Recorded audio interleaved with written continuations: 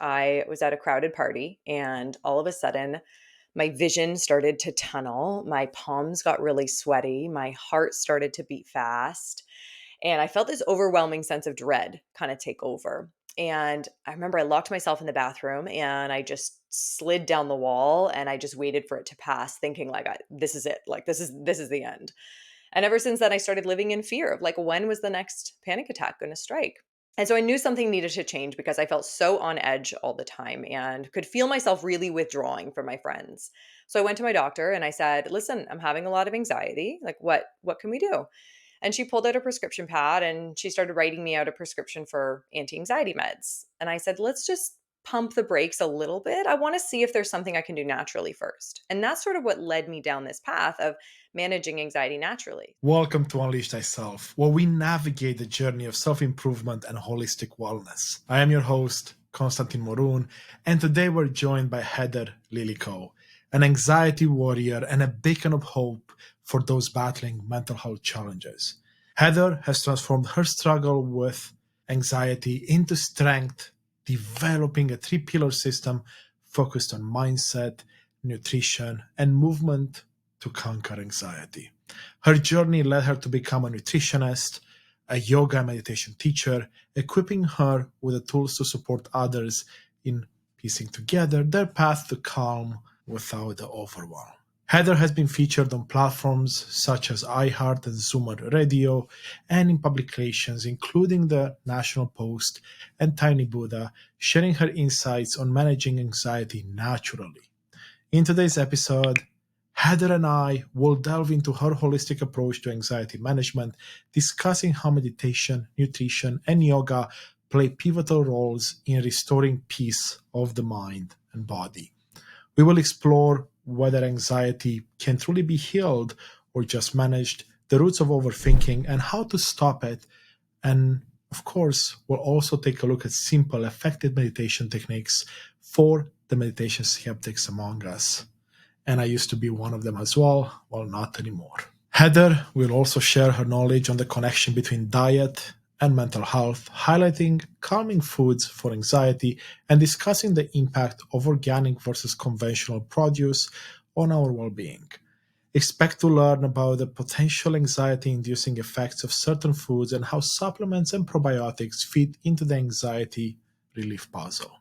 Plus, Heather will introduce us to Cultivating Calm, the anxiety support app she created, offering an accessible tool for those seeking tranquility in their busy lives. So, prepare to be inspired and empowered by Heather's guidance on managing anxiety through a holistic lens. Remember to subscribe, like, and share your thoughts in the comments. Your engagement helps us bring these meaningful conversations to you. So let's begin.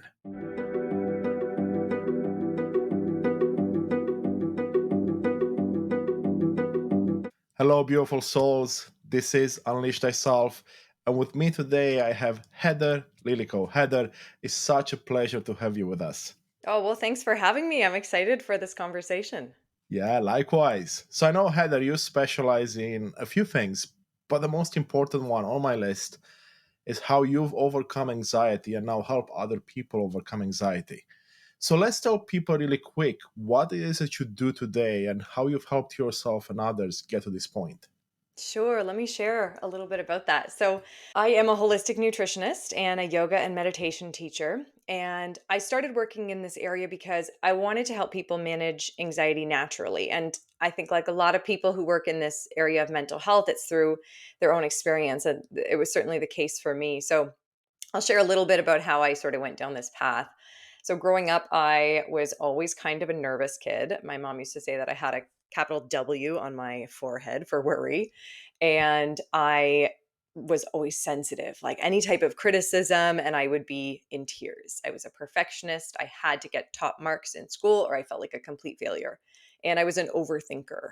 And I would overthink about all kinds of things. Like I remember growing up, I was a figure skater, and one night before a big competition, I was laying in bed and I couldn't sleep because I was thinking about like all the what ifs. Like, what if I fall? What if I disappoint my coach, my parents? And all of that worry, that self doubt that I had as a kid, it followed me through to university. And the pressure became too much when I was in university and I started experiencing panic attacks. And I remember the first one I experienced, I was at a crowded party and all of a sudden my vision started to tunnel, my palms got really sweaty, my heart started to beat fast, and I felt this overwhelming sense of dread kind of take over. And I remember I locked myself in the bathroom and I just slid down the wall and I just waited for it to pass thinking like this is it. Like this is the end. And ever since then I started living in fear of like when was the next panic attack going to strike? And so I knew something needed to change because I felt so on edge all the time and could feel myself really withdrawing from my friends. So I went to my doctor and I said, "Listen, I'm having a lot of anxiety. Like what can we do?" And she pulled out a prescription pad and she started writing me out a prescription for anti-anxiety meds. And I said, "Let's just pump the brakes a little bit. I want to see if there's something I can do naturally first." And that's sort of what led me down this path of managing anxiety naturally. So I started by doing my own research. I mean, at this time, not that much was known in like the public sphere about natural anxiety management. So I did my own research and I found some foods that were linked with reducing anxiety. So I added those into my diet and I started to feel a little bit calmer. But I still felt like my nervous system was really amped up. So I tried yoga and I started to feel a little bit calmer still. And I still felt like I had a million thoughts in my mind. So that's where I added in meditation. And that was the last piece of the puzzle for me. And so this is what I share with others now is this holistic and natural system that I've developed that can help manage anxiety through the power of meditation, nutrition, and yoga. Wow, what a powerful story, Heather. Thank you for sharing. Let me ask you this: you're managing your anxiety right now. Is it completely gone? Is it less in, let's say, intensity showing up, or less often? It's a Or good how does it look question. like? Yeah. So to me, I mean, the word managing anxiety is tricky because to me, implies that it's like another thing on the to do list to do, right? And what I have found with anxiety is that it's already so overwhelming. And so to think of adding like another thing on the to do list feels to me just over the top. So I would say where I'm at with anxiety is a point where I can feel the emotion of anxiety because if we think of like the purpose of anxiety, it's there to alert us to danger, right? And that's why I don't think the goal should ever be like zero anxiety because we are going to come out of this state of total regulation all the time. I mean, this is life. Like this happens, right? We can get triggered and activated and so the goal isn't really to like totally annihilate it, I don't think, but to really learn how to work with it in a different way. So for myself, where I'm at is I can start to feel these old patterns activate and see, like, oh, I'm starting to have a feeling of anxiety rise right now. And then I lean into the tools that I've learned. Maybe I will listen to a guided meditation or do a bit of breath work or just go outside for a walk in nature or something that's going to help me regulate. And then I can come back down. So I don't identify anymore with being an anxious person. And I hear that a lot in practice. People will say, like, well, I'm just an anxious person. Like, this is who I am. And I don't think that anxiety is a life sentence. I think it's absolutely something that can be transformed into an experience where you feel the emotion, you don't identify as closely with it, you're not as gripped by it, and then you can release it and let it go. I love that answer, and thank you for sharing more there. I am with you in the sense that perfection is usually a myth. And I say usually most of the time anyway, right? It's something that people may strive for, but really it's just getting to a point where they're comfortable. And with anxiety, like you said, it has a purpose, as many things do in our life, which means that if we can at least have the tools to deal with it, then it's going to make our life much easier. Because one of the things that it draws my attention to is the idea that in life, we face challenges all the time. Just because we know how to overcome a challenge doesn't mean the challenges stop showing up, right? But now, when they show up, we have the tools, like you mentioned, to overcome them and to actually be able to not allow the challenge to set us back X amount of days and weeks or whatever, right? So I see it very, very similar, and I love that approach. Now, you did mention something else there that I would like to touch on. You said that you sometimes sense those limiting beliefs surface up again. What are your thoughts on being able to eliminate limiting beliefs and replace them with other beliefs? Yeah, so let's talk about limiting beliefs. I mean, limiting beliefs are these kind of scripts that we're running in our mind, right? It's that as we grew up and our subconscious mind was forming, it's these beliefs, these messages that we got about the world and about ourselves. And what I've seen in practice is that, we don't have to have experience like trauma, capital T, to have these types of limiting beliefs. Like myself, I had a perfectly lovely, happy childhood, and I still got some of these messages. And the most common limiting beliefs that I see are that we have a deep down belief that I'm not good enough, or that people are going to judge me, leave me, abandon me. What I have seen is that almost every time we feel anxious, it can kind of be traced back to the roots of that being activated. And that would feel quite scary and potentially dangerous to our survival, right? Like as social creatures, if someone was going to leave, abandon you, or judge you, that could leave you vulnerable to survival. So it makes sense then that anxiety is being activated as that survival mechanism. And these can pop up in all sorts of ways, but I think the key to sort of reprogramming them, which absolutely can be done, all we're doing is changing the way that our neural circuits are firing. The key to doing that process is Hey, it's Konstantin here, and I want to take a brief moment to truly thank you for being a part of this incredible journey of transformation. You are the reason we are creating this content. I see you and I appreciate you. Your support truly means the world to me. I want to ask you for a small favor. I'd love for you to join our mission by hitting like, subscribe, or leaving a thoughtful comment or review. Your engagement helps others discover these insights, and together we can continue to unlock the power of authenticity and personal transformation. And if you want to reach out directly to me, send me an email at konstantin@unleashthyself.com. I value any and all feedback. Thank you for being a part of this movement. Now, back to the episode. first the awareness. We have to become aware that in a situation, those are being activated, right? So it's not about the situation itself. Like, let's use an example. Let's say your boss texts you and says, or your boss sends you an email and says, "Hey, can we talk?" Your first reaction, if you're running those sorts of limiting beliefs of I'm not good enough, people are going to judge me, your reaction might be, "Oh my God, I've done something wrong. I'm going to get fired. Oh my gosh, I'm going to lose my house. I can't support my family. My family's going to leave me." Like it's 0 to 100 in the span of a couple milliseconds, right? Because that's the script that's running at that moment. So what we're trying to do then is catch ourselves in that moment. Oh, you know what? This is being activated for me right now. I'm running that script of I'm not good enough. And then once we can reprogram through, I typically use affirmations to say, no, I am good enough. I am good enough, right? I am lovable. We kind of remind ourselves of that type of truth. Then what happens is the situation itself won't activate or trigger us, because think about, if you're someone who believes that you are good enough, you are lovable, when your boss sends you that email and says, "Hey, can we talk?"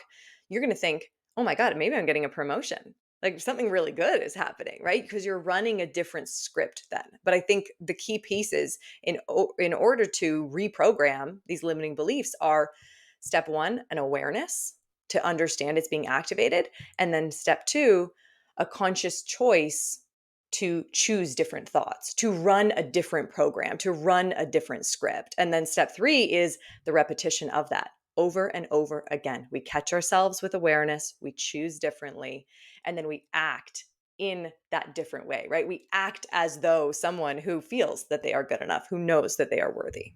Yeah, I love that, Heather. And this topic is one I'm very passionate about. I something you may not know about myself, and in the audience, some people may know this. I am what you would call a neuroencoding specialist, and neuroencoding is essentially the language of our nervous system. So how we talk to ourselves, how we talk to ourselves about others and the world around us. And what you touched on is so important, because in my studies, as I'm super passionate with psychology as well, I have found that, of course, these programs and the negative thoughts, the negative beliefs that have formed can come from a good childhood. I had a very good childhood as well, despite growing up in Eastern Europe.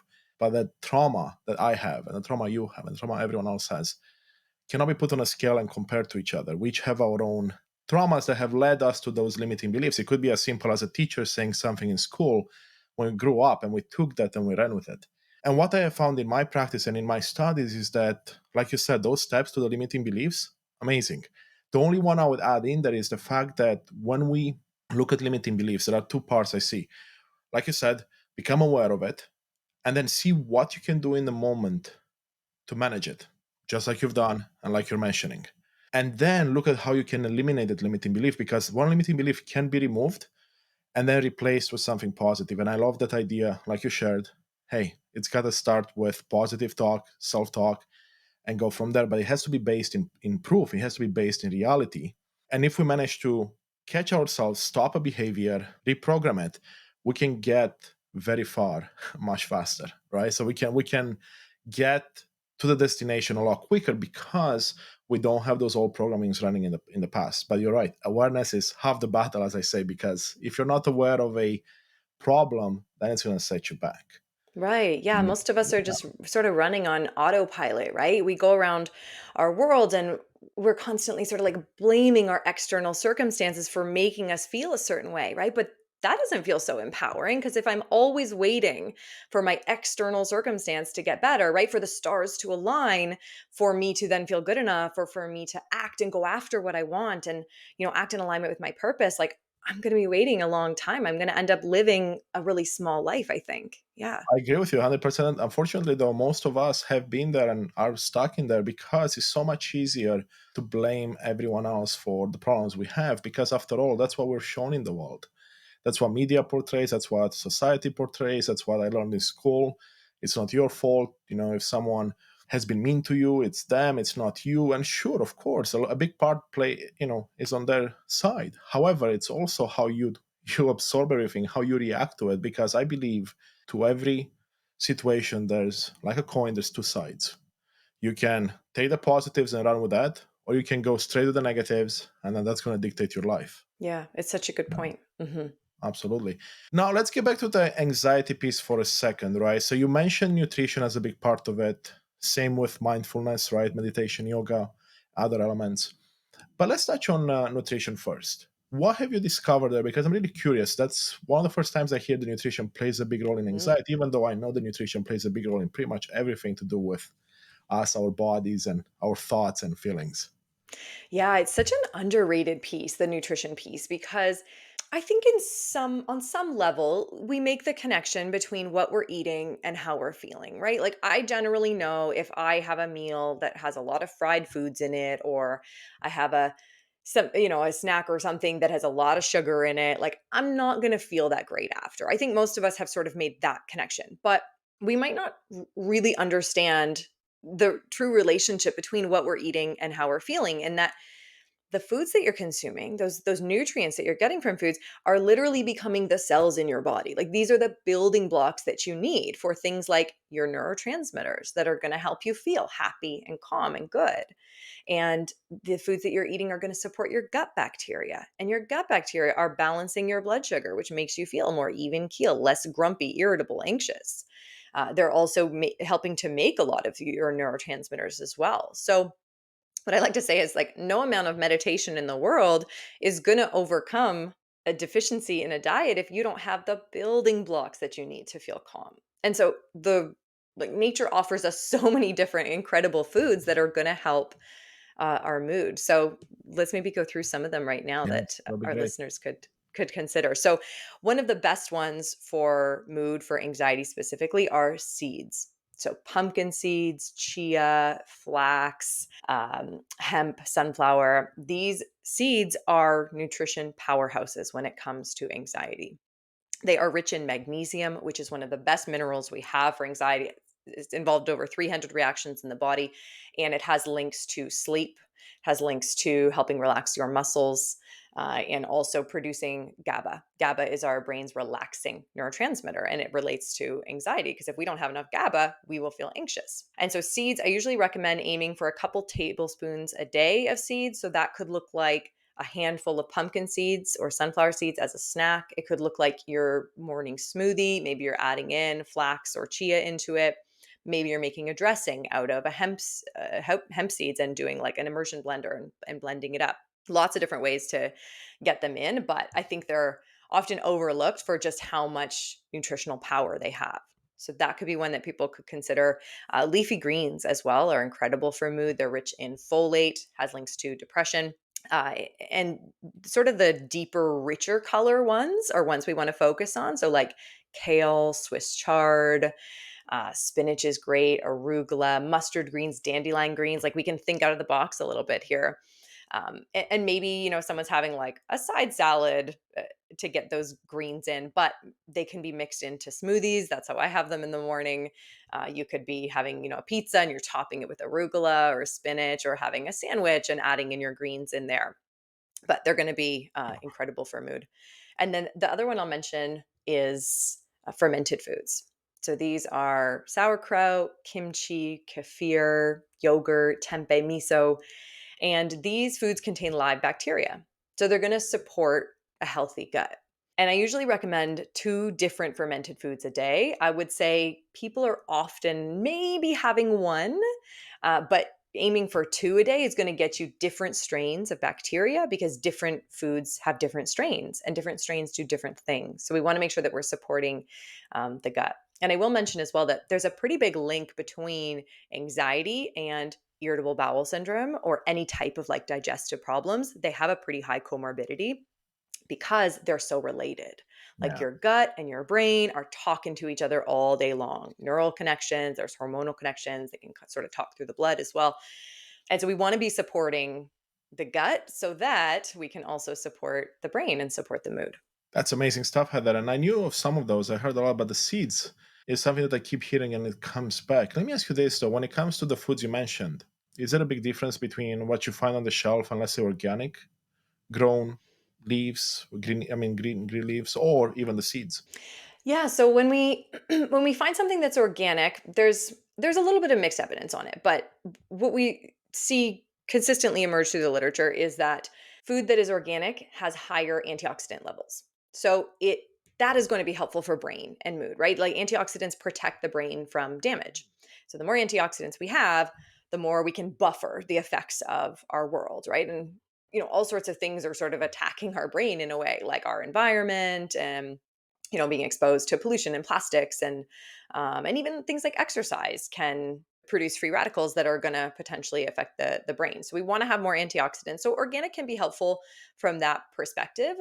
Um, One option I recommend to folks, if organic just seems like at a price point it's too high, like it's really not an option, is you could consider buying things frozen, because frozen foods like frozen fruits and vegetables, they're picked at their peak freshness and then frozen right away. So that's going to mean it's going to preserve more nutrients than if, something is picked organic but has to travel a little bit to get to you. Then antioxidants like vitamin C, for example, degrades about 50% within a day. So the yes, organic picked might be higher, but if it's taking too long to get to you, a lot of those nutrients are going to deplete anyways. So opting for frozen options, and you can get frozen organic, and maybe with frozen you can keep an eye on the sales as well if price is going to be an issue to buying something like that. But it can be an option. I find for most people though, it's with the price of inflation and everything, it's just not a feasible option right now.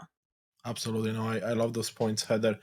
And especially around the frozen foods. That's something I knew in the past, and it's easy to forget, right?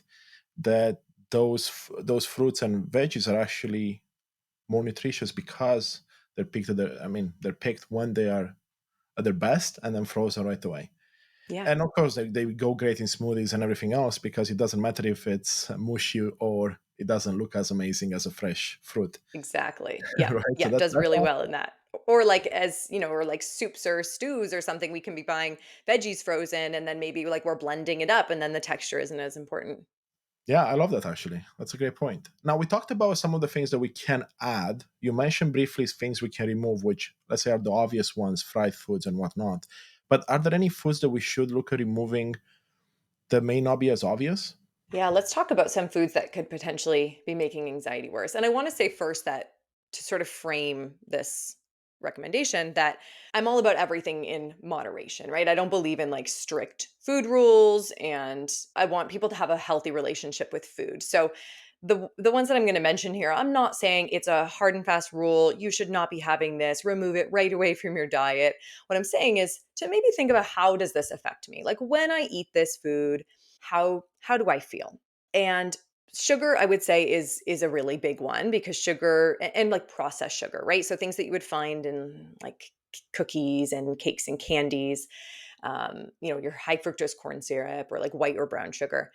because this is going to spike your blood sugar, which is probably no surprise, but it's also going to affect your gut bacteria. We know that people who have high sugar diets have less variety of gut bacteria and less amount of healthy gut flora. So you could opt for more natural sweeteners like maple syrup, honey, agave, coconut sugar, date sugar. These could be possible options. Not going to spike your blood sugar as much and typically come along with some different trace minerals. So going to be beneficial.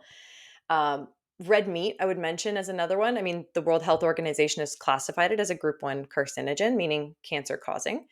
And the reason I mention it for anxiety is because it's been linked to inflammation in the body. And a side effect of inflammation can be feeling anxious. Like if your brain is inflamed, it's not going to be happy, right? And we have so many alternatives these days. I mean, we have leaner meats like chicken or turkey. We have fatty fish, which is going to give you some omega 3s, great for brain health. But we also have our plant based alternatives like lentils and beans and nuts and seeds are going to provide a good amount of protein as well. So those can be some alternatives. The other one I'll mention for people to consider is dairy. And dairy is one of the top food sensitivities. Most of us lose the enzyme to process dairy as we age, anyways. And we know that those from Asian and African descent are less likely to have the enzyme to process it. So, having more issues with lactose intolerance. And that's just, lactose is like one part of dairy, right? It's like the sugar that's coming from it. We also have the proteins like whey and casein, and a lot of people have trouble digesting that. And when we have trouble digesting something and it's a food sensitivity, then the gut can become inflamed and unhappy. And the amount of gut bacteria we have starts to fluctuate, starts to go down. And we don't have this healthy gut flora that can help us, make some of those neurotransmitters or balance blood sugar, make a lot of our immune system. So we want to think about perhaps on like a cellular level, even if you're not realizing dairy might be affecting you. Like for some people, when they have a bowl of ice cream, they're like, ooh, no, like that does not feel good. And that's a pretty obvious sign. But even if you're not noticing on that more conscious level, like it could still be affecting the cells. So what I often tell people is like, just try to pull it out. There's lots of different plant-based alternatives these days to dairy, and see how you feel, because what I've seen with clients is they so many people have said like, no, it doesn't bother me, and when we've just done a little test and see and pull it out, they say, oh, you know what, I didn't realize that I was just bloated all the time, or I didn't realize that it wasn't normal to not have a bowel movement every day. So it's just a little bit of curiosity and sort of a test and learn approach to see what works for you as an individual. Oh, I love everything you said there, Heather. And it comes back to the awareness piece you mentioned and the example you just gave. If you're not aware how it may impact you, you may think it's normal. And I love the idea you mentioned earlier as well, which is it's not about being radical and removing all these things and then changing your diet 100%. It's about trial and error and see what works for you. So, speaking of that, let's say if I'm someone that wants to start trying some of the things you mentioned and removing some others, do you recommend journaling to like take notes and see, okay, for a week, try this and then measure yourself and see, measure meaning, measure your mood and things that otherwise you would ignore? Yeah, I mean, food journaling can be such a helpful tool to understand how am I feeling sort of at that baseline, and then how am I feeling when I remove or reduce certain foods and add in some of these mood boosting foods. Like sometimes what I'll have clients do is sort of write down what they're eating and then do a little rating out of 10. How's your bloating at this meal? Out of 10, before and after. How is your mood around this meal, before and after? To just start to get people to tune in, right? As you said, that awareness piece, just get people to better understand, like, what am I eating and how is it making me feel? Because I think a lot of us, given that, our world just has so many processed foods in it, a lot of us have sort of lost that intuition as to what we should be eating and how it can, and how it can make us feel good. I think we're not as tuned in anymore as perhaps our ancestors were, of like what makes us feel good. And nutrition is complicated. Like sometimes I laugh at the fact that like the job as a nutritionist even exists, because people shouldn't have to be told what to eat. Like people should just intuitively know. But the world of nutrition is complicated and it's always changing. Like eggs are good, eggs are bad, fish is good, fish is bad. Like this, there's so much back and forth on it. And so I really encourage people to increase awareness for themselves. Like what feels good for me on a personal level, because there is no one diet that's going to be perfect for everybody, right? There's no silver bullet here. There are certain foods that, yeah, probably we could all benefit from including, but it doesn't have to be so prescriptive. Like there is that room for what works best for me. And of course, there's room to enjoy your food as well, right? If you want the cookie, have the cookie. Like there's no point in, we're not depriving ourselves here. We're just trying to build awareness to see what works for ourselves. Yeah, I love that, Heather. And I'm with you on it. It doesn't have to be so black and white, right? Meaning you go for one and not the other, eliminate it 100%. You gotta try. I mean, every single one of us is such a unique, beautiful being that to think that what works for you is gonna 100% work for me and vice versa, I believe that's a wishful thinking, right? And that's why we take the parts that resonate with us and toss the rest out. And how do you know if it resonates with you? Well, hopefully you get to try it for a few days, a week, maybe 2 weeks, and see how it goes.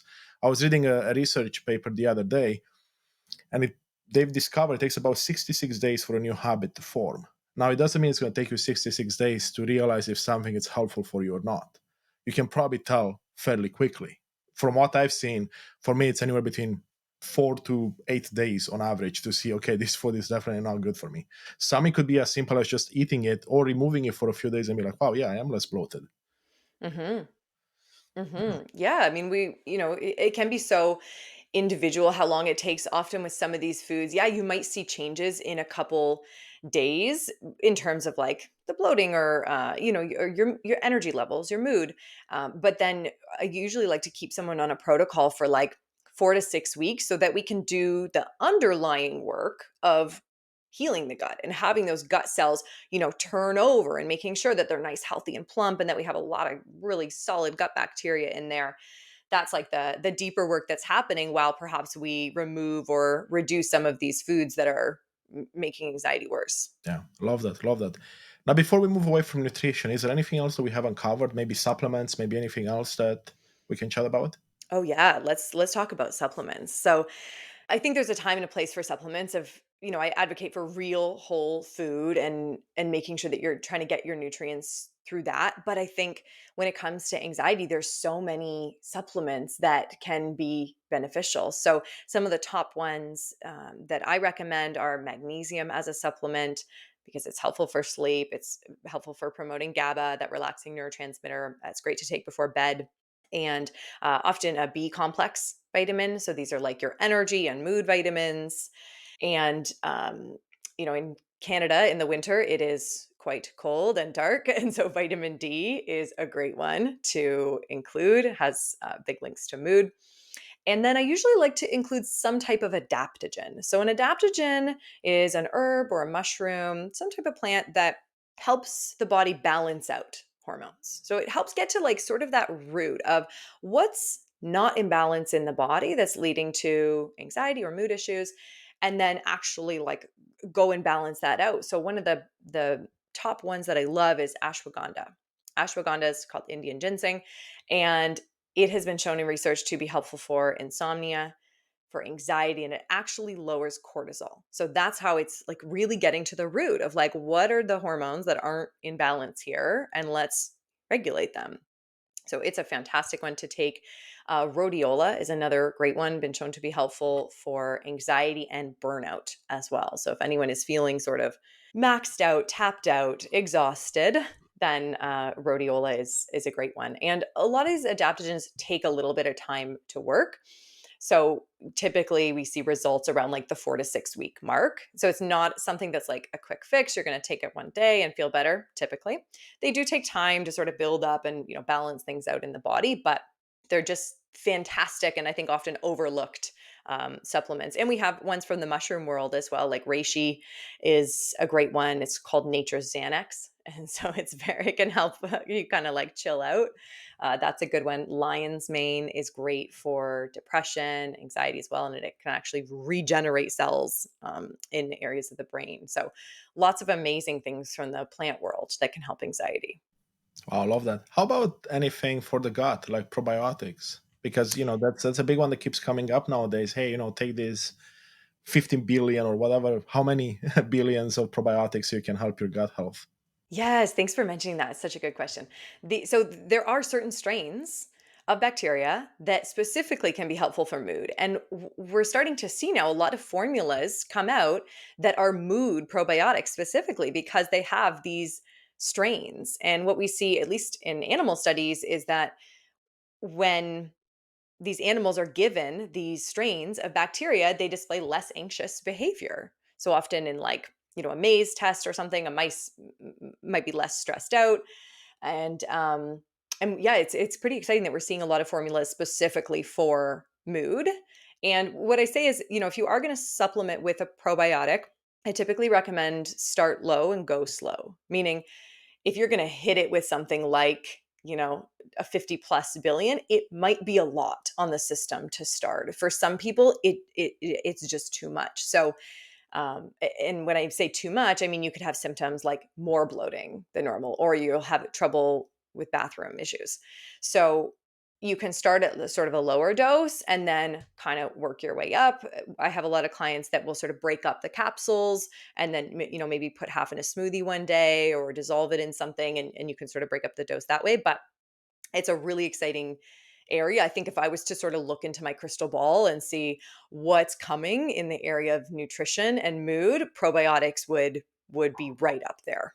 Yeah, I'm with you on that. Makes sense. I've seen some research as well, and it's pretty cool what's coming up. Actually, even more research into the gut itself. And you mentioned this, right? And how the gut is our second brain or even our main brain sometimes, right? And there's a lot of stuff that's coming out that's like, wow, I can't believe that's actually true. Or it can Yeah. be true, right? So it's Yeah. beautiful to see. Now, for nutrition, is there anything else we haven't touched on that you think is important? I think we've covered it all. We talked about a couple foods that people can work in, a couple to consider removing or reducing, and then a few supplements to consider. I think that's a good base for people.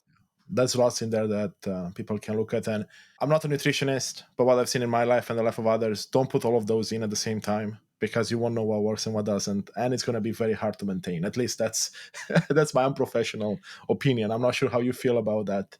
Yeah, I mean, we do want to play scientist a little bit, right? When we're working in nutrition, because yeah, to a certain extent, if you change everything, then you're like, well, what was it? So often when we're removing or reducing foods, we might do sort of one at a time, and because it often makes it easier for people, right? I find it's not sustainable for people to completely cut everything out, and it becomes this sort of like diet mentality, right? Like when I'm on the wagon, I'm on, but then if I fall off, it's like everything is coming back. So I do want it to be a long-term change for people. So maybe, our listeners can think about, what can I start with? Like one thing that I'm going to remove or reduce and see how that fits in my diet for a little bit.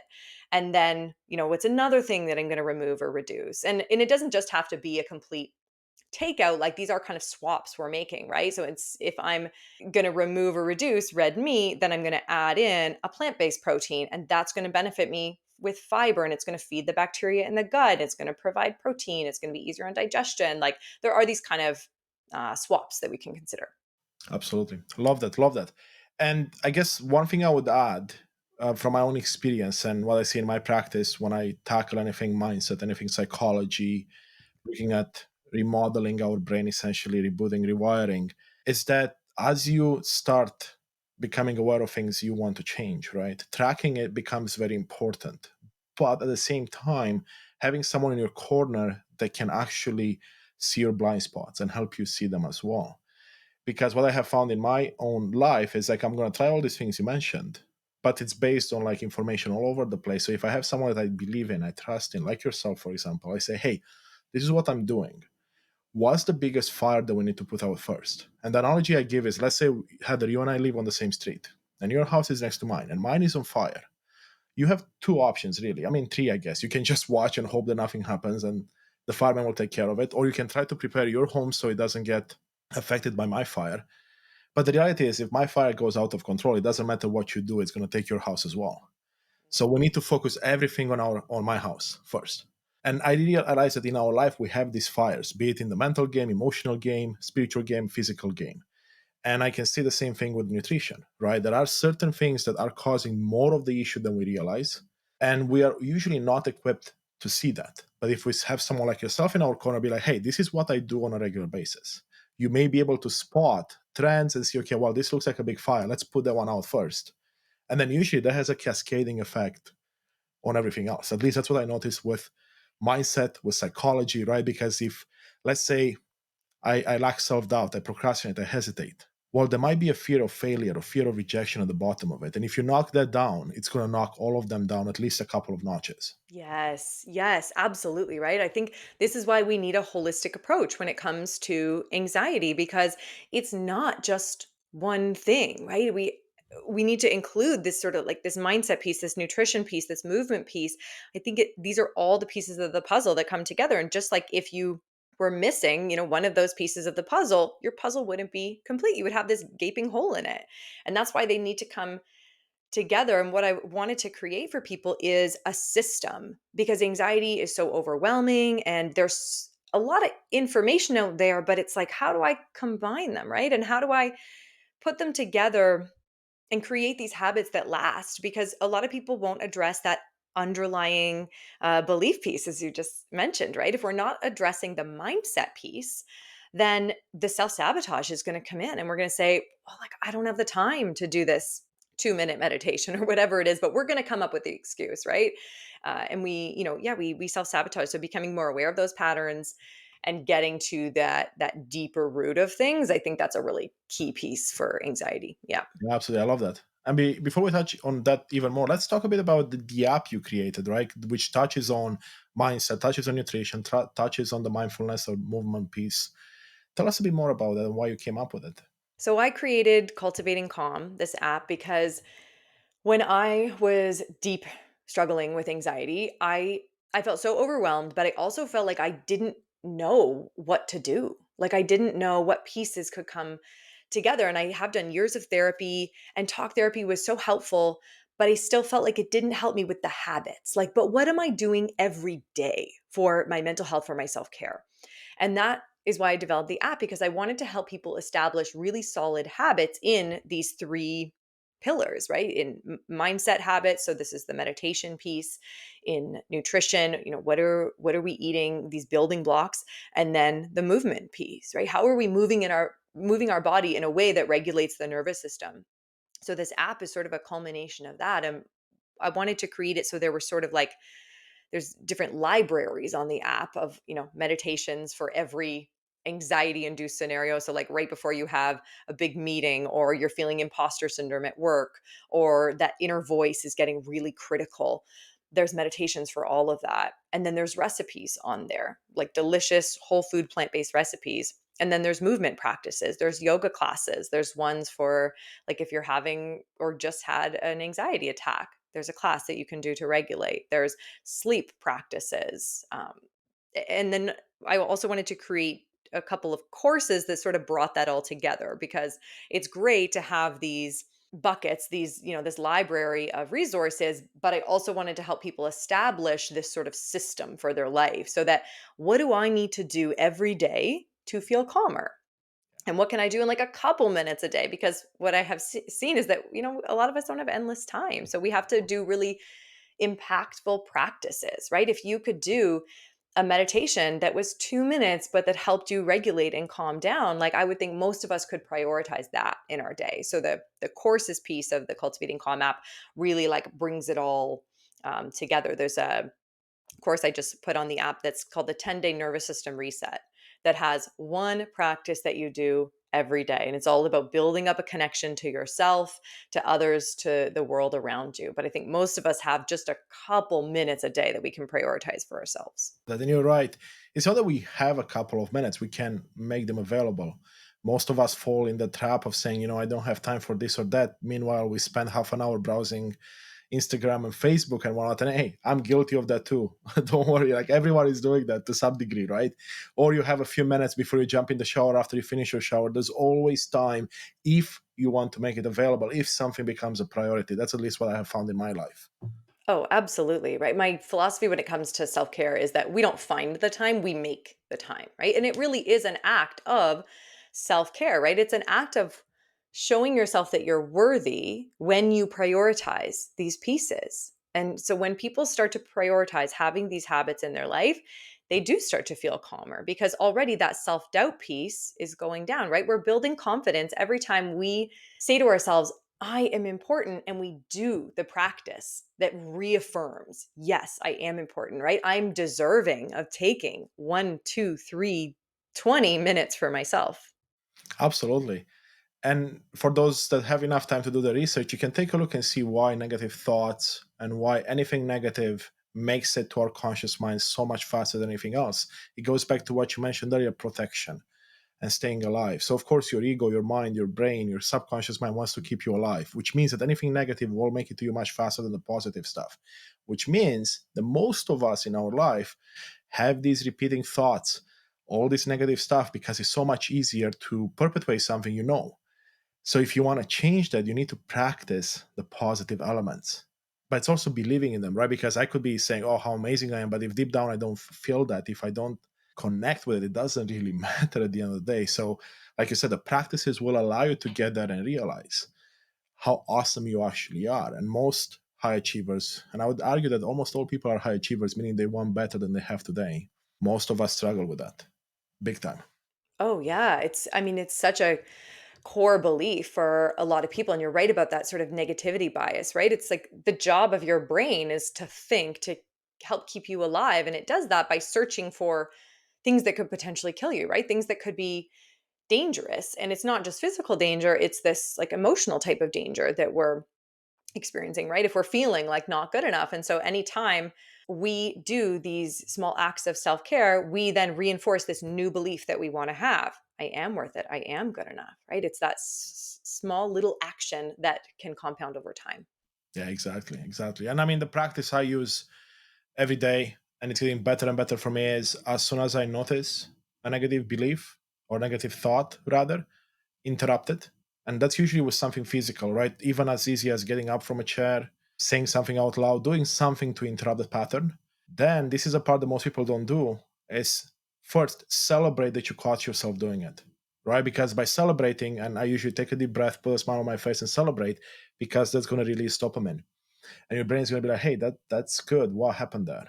And now you realize, wait a second, I can just celebrate things, and it becomes a pattern of happiness, a pattern of better things. And now you have what's called a scotoma, or a vacuum, essentially, because you interrupted a pattern and you can put something else in. And that's where what you mentioned comes in as well. You start being like, yeah, you know what, I am awesome, look at all the things I've done. And that's all a practice. And it's funny how I thought there was woo at the beginning when I started doing it, but that works really fast, really quick at getting you into a spot where you're not going to be fearless. You're just going to fear less. And the same thing with anxious, right? It's not only going to remove anxiety, but you're going to be anxious a lot less than before, right? In Yeah. duration, in how much, sorry, like the quantity of anxiety, if you may, and all the stuff. Yeah. Oh, absolutely. And people often have this misconception that when the anxiety, when we sort of overcome anxiety, when we get to these deeper roots, that it means that, 100% of the time you're acting from this place of worthiness. And I can say from my own experience, no, not at all. Like even launching this app has brought up so much for me of, oh my gosh, can I do this? Like, who am I to launch an app? So it doesn't mean that I never feel afraid, but it does mean that I have faith that whatever comes up, I can handle it. I can handle it. I trust myself to be able to manage it. And that requires working through a lot of perfectionism, right? Of having that fear of failure. Because being confident doesn't mean that we're always going to feel, at 100% all the time, but it means that we continue to take steps forward, even if it feels uncomfortable and scary and stretches us. We still continue to press forward because we have a deep trust in ourselves that we can handle it. Absolutely. And that's only done through practice, because, again, no one teaches you this in school, in society, because it's so much easier to focus on the negativity. And of course, if you look at the news, social media, it makes sense why they go there, because it sells a lot easier. It gets to the audience a lot easier. It makes sense. So once you understand that and you don't put the blame on them and on anyone, really, just say, hey, you know what, understand what's going on. I come back to myself, because I can control all of these things internally. I can't control them externally. That's what made a huge difference for me anyway, realizing that, hey, you know what, I have control of how I see the situation, how I react. And sometimes it's going to be a reaction I'm not happy with, but that's an opportunity for me to acknowledge it, accept it, and see what can I learn and do better next time. Yeah, absolutely. Like learning that you can control your thoughts and emotions is a game changer. And it takes a lot of practice and awareness to do that, right? That we're not, I think, I mean, I grew up certainly in a generation where like I wasn't taught these things. We didn't talk about emotions, and feeling sad was immediately met with like, don't feel sad. It's okay. You're okay. Yeah, exactly. But to learn to process strong emotions like anxiety, such a strong emotion, like that's a real superpower to be able to do that. I love that, Heather.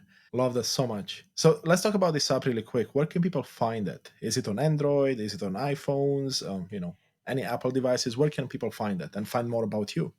Yeah, so Cultivating Calm, the app, you can find it in both the App Store and Google Play. So on iPhone and Android, there's a web version as well. And the app is really for teaching people how to get to some of these deeper roots of anxiety, right? To work through the self doubt, to get to a place where you feel confident about your day, right? We're not being stuck in the what ifs anymore, the spiral. We're not feeling overwhelmed about our endless to do list and all we have to do. It's really about teaching you that you are enough, teaching you how to relax without feeling guilty. And it's holistic anxiety support. You know, it's what we've talked about today. It's bringing in mindset, nutrition, and movement in a convenient and all in one place. So it's bringing together all those pieces of the puzzle, and coming at anxiety from every angle. And in this app, I'm showing people like the exact formula that I use. So it's through that mindset, nutrition, and movement piece, and different courses on the app of how can you combine these and work them into your day so that you regulate your nervous system, you feel calmer, and it's a real sense of community. So people can check out the app from either the App Store or Google Play, and there's a free 14-day trial that everyone can start with. And I want to mention as well that I know anxiety can feel really lonely and scary. So I also want to offer for our listeners a free 30-minute one-on-one strategy session with me. And so when people sign up and start their free trial of Cultivating Calm, there's a spot where you can book that free one-on-one session with me. And that's a session where we can sort of get into that nitty-gritty of what's going on for you at a personal individual level. And you're going to walk away from that session with 3 concrete changes you can start to put into place in your life. Awesome stuff, Heather. That's amazing. Well, let me ask you this before I let you go. Is there anything else that comes up that you'd like to share that we haven't touched upon yet? I think sort of the main message I'd love to leave people with is just to know that anxiety doesn't have to be a life sentence, that it can absolutely be addressed by, it can be overcome by getting to the root of what is causing the anxiety. And as we've been talking about today, to reprogram that, rewire how the neural pathways are firing, and to put these habits in place that are going to take away that overwhelm. Like anxiety is overwhelming enough. So let's get down to the most impactful habits that you can start to put into place. And by prioritizing them, start to send that signal to yourself that I am worth it. I am deserving of Yeah. everything that I've wanted in life. I love that message, Heather. It's been such a pleasure to chat with you today. Thank you for all the wisdom, everything you've shared. Thank Well, you. thank you so much for having me, Constantine. And thank you for the incredible work that you do spreading this message. Thank you so much.